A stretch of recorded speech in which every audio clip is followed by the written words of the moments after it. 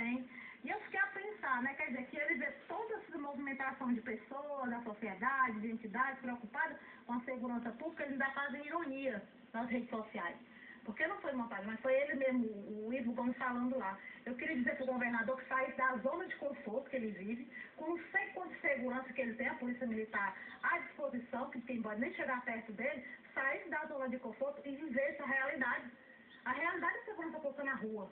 Porque somos nós que estamos sofrendo aí, é a morte, enterrando filhos, enterrando irmão, enterrando mãe, os universitários morrendo, que estão chegando da faculdade. Nós não podemos mais, nós não podemos ficar de braços cruzados vendo uma coisa dessa daí. É por isso que a gente chama a sociedade para vir. A gente tem que gritar. E essa sociedade, dona Nina, tem uma marca muito cruel. Há uma geração morrendo. Há meninos e meninas morrendo muito cedo, com a idade de estar na escola, morrendo, trocando tiros entre si, brigando pelos espaços da droga, trocando tiros com a polícia e perdendo. Porque ele sempre perderá. Ou ele vai para o cemitério ou vai para dentro de uma das penitenciárias. Com certeza, Tadeu. Olha, eu vou te dizer uma coisa. Então, para chegar a esse resultado, são as famílias que perdem. Exatamente. Não tem investimento em projetos sociais para a juventude, não. A gente procura encaminhar um jovem, nós trabalhamos numa entidade, bairro, que muitas vezes a gente tenta colocar um jovem para fazer um curso, para fazer uma oficina, fazer uma capacitação, e não tem. O Estado não se preocupa em ocupar aquele jovem. Está entendendo? Aquele jovem vai estar o dia na escola, é um curso, é uma oficina. É as 4 horas de escola e o resto do expediente na escola do resto imundo cruel do jeito. Mas aí só que a gente passa na periferia, em todo canto que a gente passa muitas vezes, só aquele jovem lá sentado, maquinando alguma coisa para fazer, e aí aparece coisa para fazer lá naquela esquina lá, alguma coisa. Ou amassando baseado. Então, cinicamente é o que a gente vê hoje nas ruas. É a realidade, então nós temos que ser preocupantes. A gente que está, é a segurança pública, é a saúde, é a educação pessoal, é a sociedade, os universitários, vamos preocupar por isso, porque se a gente não cuidar daqueles jovens que estão lá, nós vamos ser nós já estamos sendo, as maiores vítimas somos nós. Se a gente não ajudar a essa coisa acontecer, esses trabalhos voluntários, parabenizo até as pessoas que trabalham voluntariamente, que muitas vezes encaminham jovens, é uma ONG que recebe lá, que a gente encaminha, porque isso já ajuda. Às vezes eu moro na periferia, que eu moro mesmo lá, onde eu sei as dificuldades da comunidade. Que bairro a senhora mora? O bairro, eu moro ali no Demócrito Rocha. E lá eu conheço todo mundo, né? Assim, pessoas são jovens, pessoas boas, né? De boa índole. E a gente tenta ajudar a juventude e muitas vezes, tudo bem, tem uns que passam para o outro lado.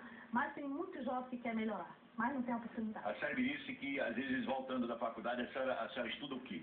Eu faço serviço social. Faz serviço social. Tinha que ser, né? Claro. Tinha que ser, né? Tá no sangue já, né? Ou ia para a área comportamental, psicologia, psiquiatria, ou para assistência social, para poder dar assistência logo em casa e a vizinhança. Tá no sangue. Em casa e a vizinhança. Aí, Pedro, até que ponto vocês, como organização de classe dos maridos, lhe será permitido a adesão a esse movimento? Olha, eu fico preocupado com o conflito que se instala. Até que ponto, aonde se divide o marido e o resto da família? O marido policial e o resto da família nessa manifestação? Na verdade, não deveria haver essa divisão. Porque qualquer policial militar, mesmo sendo militar, antes de mais nada, é um cidadão. É uma pessoa da sociedade que tem que conviver com os conflitos e os benefícios que a sociedade produz. Claro que o militar tem determinadas limitações do ponto de vista de comportamento, mas caminhar pelas ruas de Fortaleza. E a proposta é essa? É só caminhar, vamos embora caminhar. Embora que expondo as suas insatisfações claro, o próprio Estado. A família carrega lá, a esposa leva o cartaz, o filho, a mãe, porque se nós não fizermos esses manifestos, se nós continuarmos calados, como estamos há muito tempo, de forma mais proporcional ao que o caso requer, a situação vai piorar cada vez mais. Vai piorar cada vez mais. Como eu acabei de falar, a gente fez essa leitura que haveria essa onda de violência há 6 anos atrás. Em 2008, 2009, a gente fez esse diagnóstico, mas não fomos ouvidos. As consequências iremos colher agora. E eu já estou conversando com outros companheiros que faz também essa análise de comportamento de sociedade, a gente acredita que quando terminar o mês de julho, agosto e setembro serão meses infernais no Ceará. Porque ainda vai haver uma bolha, ainda porque o Estado, por mais que o governador mande chamar exército, não sabe fazer polícia. Não sabe fazer. Eu estou vendo o Rio de Janeiro. Exército não é polícia. Eu estou vendo o Rio de Janeiro utilizando a mão de obra do exército para conter nos morros os Forças Armadas. Do exército, os homens do exército, blindados da marinha. Estão lá. É como se a gente tivesse uma guerra civil. Os tanques andando nas ruas, patrulhando na rua. Isso é cena de guerra. Agora é cena de revolução, de revolta popular. De revolta popular. É bom que a população entenda que aquilo que a gente vê na televisão, as Forças Armadas ocupando as áreas de alta criminalidade, basicamente do tráfico no Rio de Janeiro. E em outras localidades onde é isso. Por conta de quê? De um evento internacional que é a Copa do Mundo.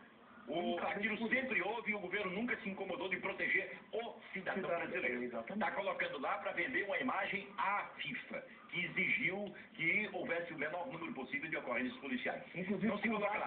Na hora que as Forças Armadas ocupam, interferem, impedem o negócio natural do tráfico que existia lá, os traficantes do Rio de Janeiro, os repassadores do Rio de Janeiro, começam a criar um débito, uma dívida enorme com os traficantes internacionais que lhe abastecem. Sem dúvida nenhuma. E ficam sem caixa. E o que é que eles fazem já que não podem enfrentar as Forças Armadas e os tanques da Marinha, porque não são predispostos a uma guerra?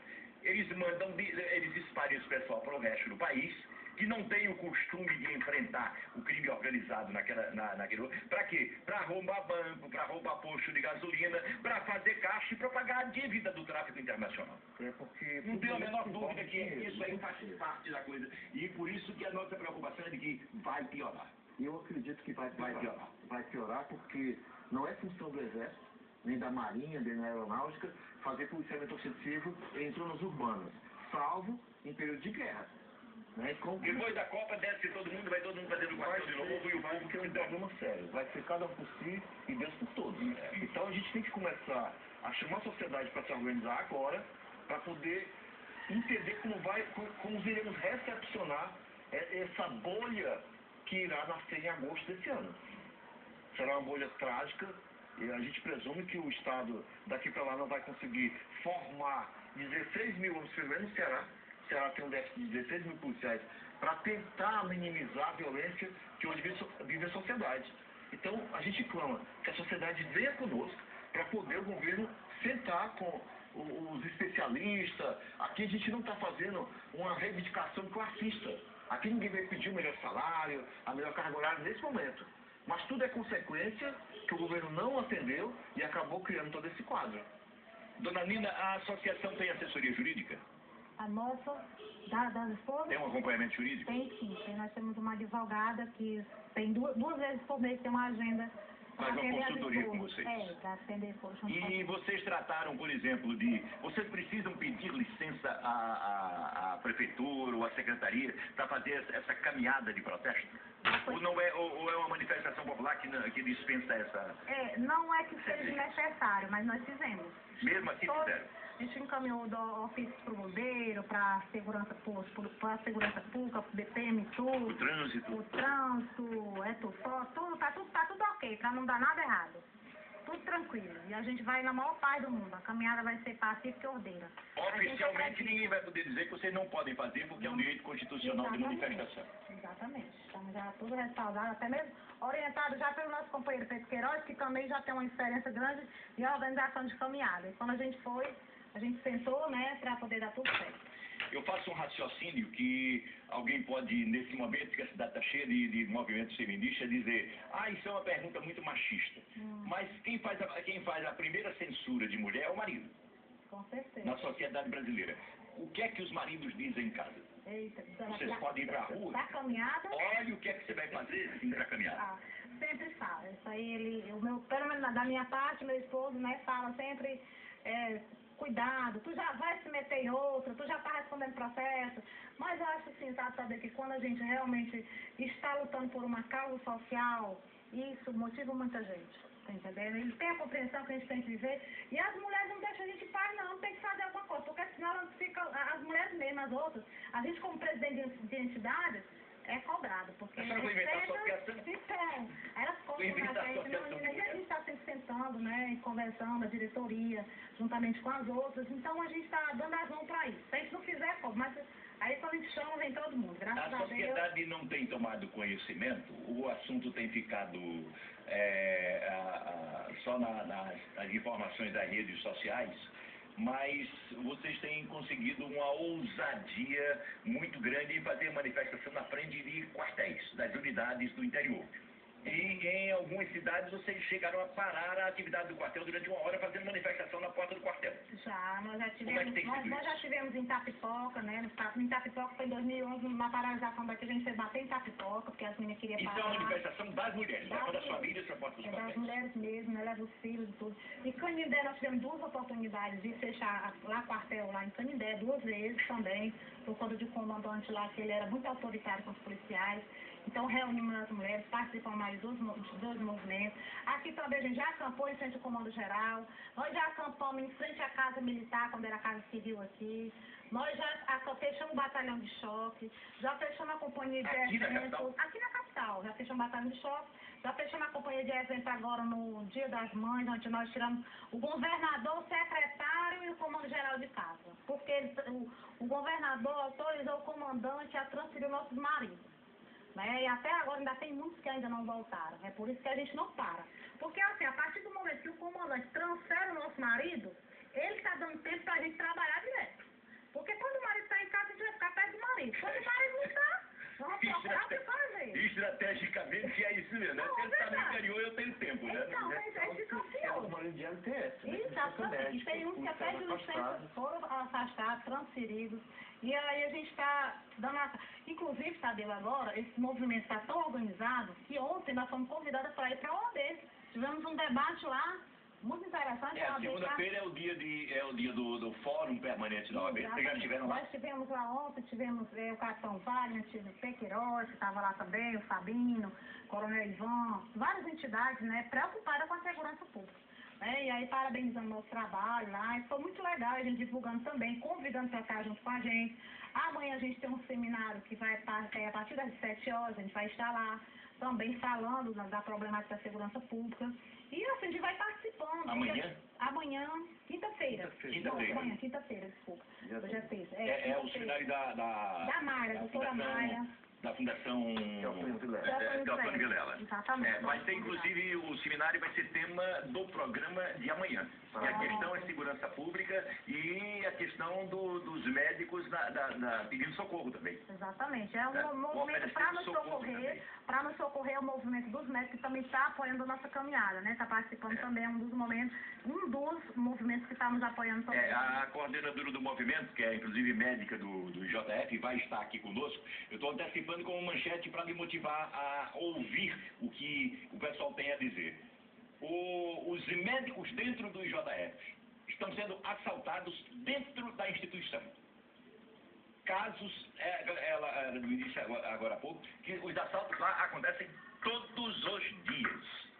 Dentro do elevador, e o médico fazendo uma sutura num paciente, já foi atacado com a faca nas costas e obrigado a tirar as coisas e entregar o banheiro. Dentro do IJF. Dentro do maior hospital de emergência dessa cidade. Daí, eles estarem unidos e promovendo esse seminário amanhã com a Fundação Teofilo Vilela, que vai ser, inclusive, o tema do fato do dia de amanhã. O que vocês estão fazendo é absolutamente justificável. A minha preocupação enquanto cidadão, enquanto jornalista, pela experiência que a gente tem de ver como o poder dialoga com a sociedade nas horas de conflito, é a repressão, meu caro Pedro. Sem dúvida. Muita bala de borracha, gás lacrimogêneo, e aí não dá para a gente viver numa sociedade como essa. Eu acho que o Estado, o governo, ele tem que parar um pouquinho, como a Nina diz, descer desse castelo de cristal e deixar os piti de lado né? E descer para conversar com as pessoas. Ouvir as pessoas que fazem sociedade. Porque não é a sociedade não é feita apenas de políticos, de acordos políticos com o empresário para poder se beneficiar das receitas do Estado enquanto uma gestão está no seu mandato. Tem que ouvir as pessoas, tem que levar os programas sociais para as comunidades, tem que ocupar a mente e o espaço possível, público, com atividades para os jovens. Tem que garantir que o espaço público seja do cidadão. Nós vamos ter uma geração extremamente prejudicada. Que o bairro seja do morador e não do traficante. Essa geração que iria ser adulta daqui a mais 5 anos, daqui a mais 8 anos, ela vai estar extremamente prejudicada. Então nós não sabemos o que vai acontecer daqui mais a 10, 15 anos com as nossas crianças, os nossos adolescentes. Porque o Estado deu as costas para eles e os traficantes os adotaram. Como aviões, como traficantes mesmo, e como pessoas que... Pedro, há quanto tempo você está à frente da Associação dos Praças? Já está com 13 anos. Com 13 anos. Há 13 anos que eu estou monitorando. E você é cearense, já tem mais de 40? Com certeza. Eu nasci em Fortaleza, eu estou com 52 anos de Eu idade. estou apenas lhe situando. Num determinado momento da nossa história política recente, a gente passou por um momento bonito. Eu chamaria um momento bonito, chamado Projeto das Mudanças.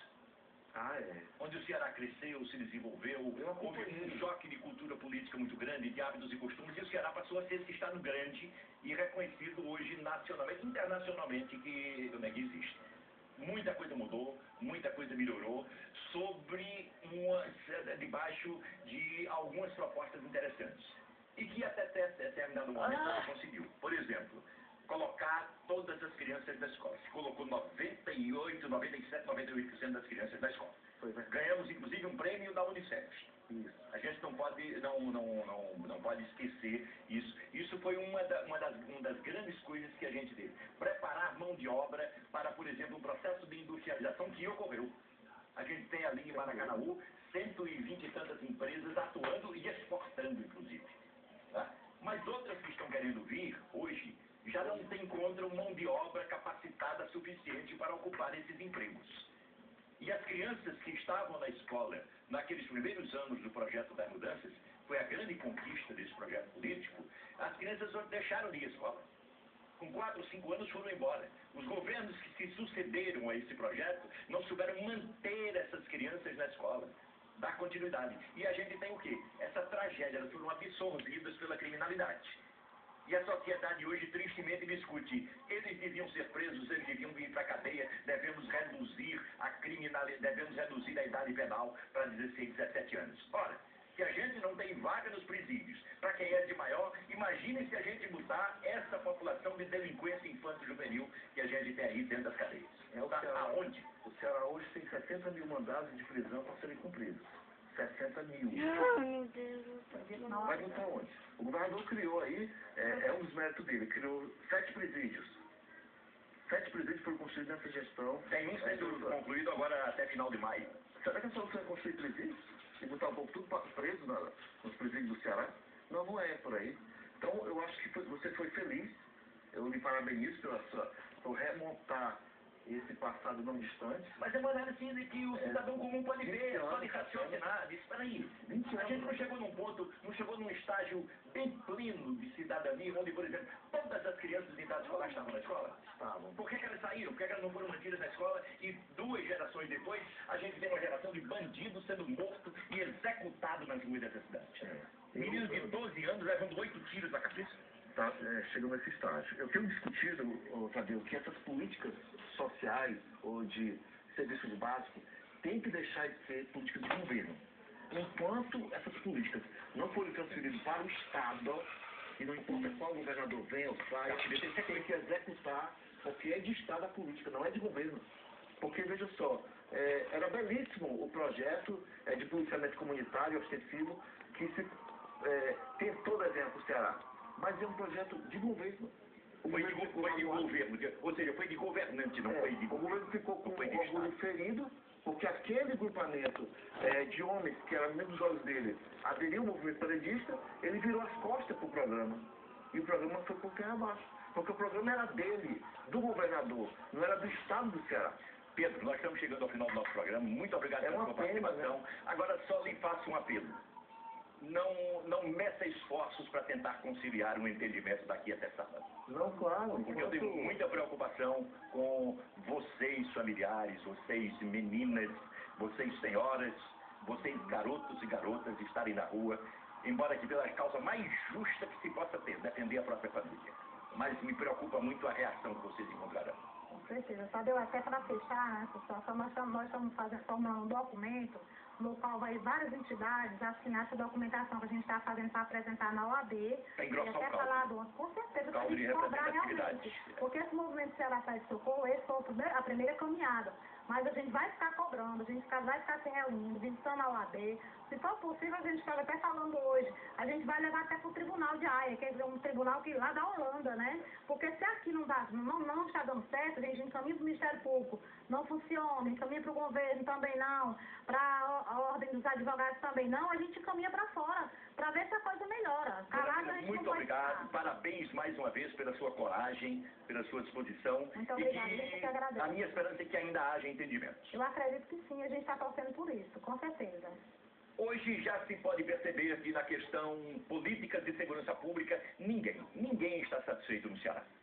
E mais, que diante dos seus próprios servidores, o Estado do Ceará perdeu a confiabilidade, porque prometeu e não cumpriu. A população acreditou, esperou e cansou. Até agora, nenhum resultado positivo, nenhum. E o povo começa a ir para as ruas dizer da sua insatisfação. E faz isso a partir dos próprios praças e soldados da PM que pedem adesão de outros setores vinculados às áreas de segurança e encontra. Encontra porque todos estão insatisfeitos, infelizes, inseguros.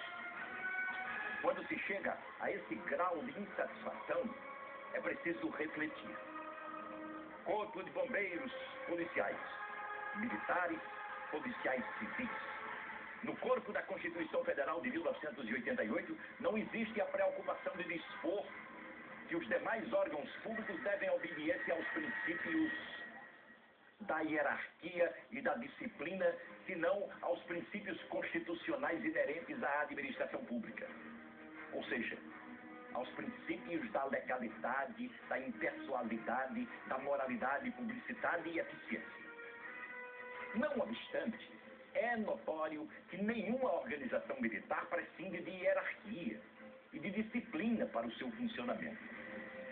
A hierarquia, entendida aqui como ordenação progressiva de autoridade, é necessária para fixar funções e responsabilidades, enquanto que a disciplina, entendida aqui como obediência às funções que se deve desempenhar, é fundamental para o desenvolvimento regular das atividades. Aqui no Ceará, em tese, agentes da segurança pública têm mantido a disciplina. Porém, a insatisfação entrou na receita. E isso está evidente na falta de resultados na sociedade. Há um tom de campanha política maculando as ações da segurança pública. De tal forma incômodo que o próprio ordenamento progressivo da autoridade não brilha aos olhos dos subalternos, que por serem bem formados, diga-se de passagem, sabem muito bem a diferença entre doutrina e interesse político partidário. Apesar dos pesares, espera-se que o grande ato do governo do Estado nesse momento histórico aconteça esta semana, nas próximas horas, decidindo evitar essa justificável caminhada que está sendo organizada pelas mulheres dos policiais militares. Evitar, não na marra, não na truculência, usando o poder que tem para jogar povo contra povo, mas abrindo um diálogo essencialmente democrático, capaz de fazer com que cada policial militar sinta-se feliz no exercício da sua tarefa.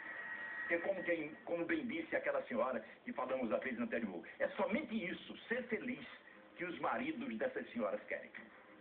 Muito obrigado pelo programa de hoje e até amanhã com mais um Fato do Dia. Fiquem agora com Eli Aguiar e os Malas e a Lei.